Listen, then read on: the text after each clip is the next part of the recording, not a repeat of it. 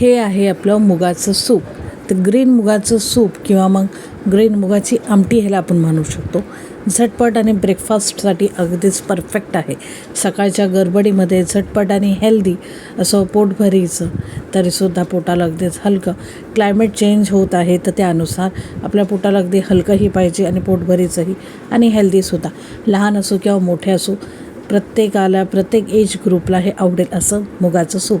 नमस्कार, welcome to Preeti special kitchen. आज आपण करणार आहोत अगदी हेल्दी आणि झटपट होणारं असं मुगाचं सूप किंवा मग बॉईल मूग. बेस्ट फॉर ब्रेकफास्ट किंवा टिफिनसाठी सुद्धा. तर चला, अशी मुगाची आमटी किंवा मुगाचं सूप आपण करूया. अगदी झटपट, टेस्टी, डिलिशियस. जास्त काही तामझाम नाही, जास्त काही पसारा नाही, जास्त काही चॉपिंग नाही. अगदी झटपट होते ही आमटी किंवा मग सूप म्हणा. तुम्हाला हवं ते तुम्ही ह्याला नाव देऊ शकता, कारण की अगदी ही नुसती खाल्ली तरीही ॲज अ सूप हे तुम्ही पोटभरीचं नाश्ताही करू शकता किंवा तुम्ही ह्याला अगदीच भातासोबत ॲज अ टिफिनलासुद्धा नेऊ शकता. लहान असो किंवा मोठे असो, प्रत्येकासाठी अगदीच आवडीचं बनेल. हे बेस्ट ब्रेकफास्ट आहे. तर चला पटकन जाऊन बघूया कसं काय करायचं. तर इथं मी घेतलेत 1 वाटी स्वच्छ धुवून मूग, जे रात्रभर भिजत घातलेले, तर सकाळी ते झाले 1.5 ते पावणे 2 वाटी फुलून. आता इथं काय बेसिक मसाले घेतलेले आहेत. 5-6 हिरव्या मिरच्या घेतलेल्या आहेत उभ्या चिरून. 10-12 लसूण पाकळ्या बारीक आहेत त्यामुळे, आणि तुमचे जाड असेल तर अगदी 4-5 घेतले तरी चालेल.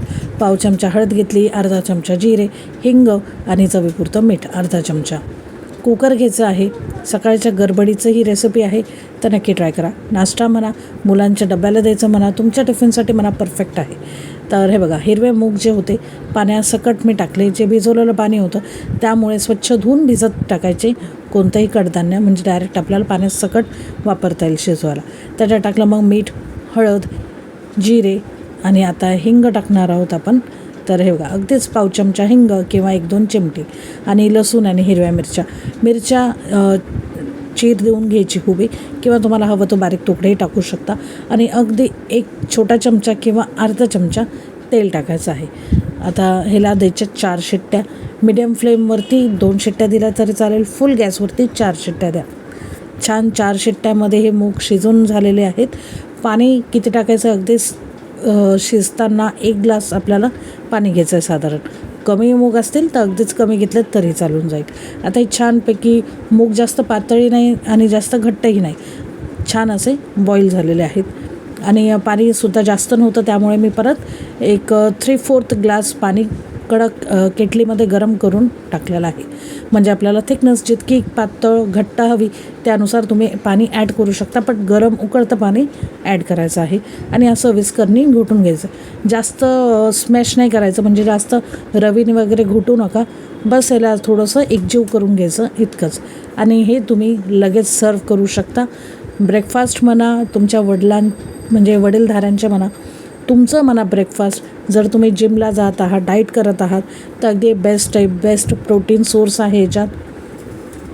पटकन जाऊन अगदीच तुम्हाला लहान मुलांनासुद्धा टिफिनला द्यायचं आहे, ते अगदीच स्टीम राईसवरती जर हे तुम्ही आमटी त्यांना सर्व करून दिली टिफिनला, बेस्ट होतं. आणि लहान मुलांनासुद्धा असं चमचमीत आणि छान हेल्दी खायची सवय लागते. तर अगदी जास्त झणझणीत तिखटही नाही आहे आणि अगदी फिक्कं नाही. तुम्ही बघितलं, जस्ट याला बोलमध्ये सर्व करायचं. थोडंसं आमटीचं पाणी घ्यायचं, मूग घ्यायचे आणि वरून तूप 1 अर्धा चमचा तुमच्या आवडीनुसार सर्व करायचं आणि रेडी टू ईट. पटकन जाऊन हे आपण एक बोल भरून सूप आपण हे घेत आहोत. म्हणजे मुगाची ही आमटी असेही खाल्ली तरी खूप छान लागते. जर तुम्हाला ह्याच्यासोबत ब्रेड, पाव, कोणत्याही कॉम्बिनेशनसोबत तुम्हाला खायची असेल तरी चालून जाते. टिफिनसाठी तुम्ही याला राईस भाकरीसोबतसुद्धा एन्जॉय करू शकता. बेस्ट आहे मुगाची आमटी किंवा बॉईल मूग for breakfast. Healthy, tasty, delicious आणि झटपट होणार आहे. तर आवडली असेल ही नो तडका मुगाची आमटी, तर नक्कीच आपल्या चॅनलला लाईक करा, शेअर करा. आणि मस्ट ट्राय रेसिपी. झटपट होते आणि अगदी स्वादिष्ट, पोटभरीची, तरीसुद्धा पोटाला हलकी अशी.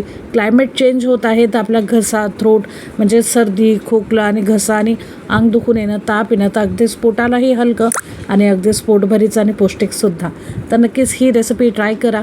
लाईक करा, शेअर करा, सबस्क्राईब करा, कारण की सगळं करणं निःशुल्क आहे, फुकट आहे. आवडला असेल हा व्हिडिओ तर मित्रपरिवारांसोबत नक्कीच शेअर करा. लाईक तर कराच, कारण की प्रचंड मेहनत असते जसं मी म्हटलं. आणि व्हिडिओ शेवटपर्यंत बघण्यासाठी खूप खूप धन्यवाद.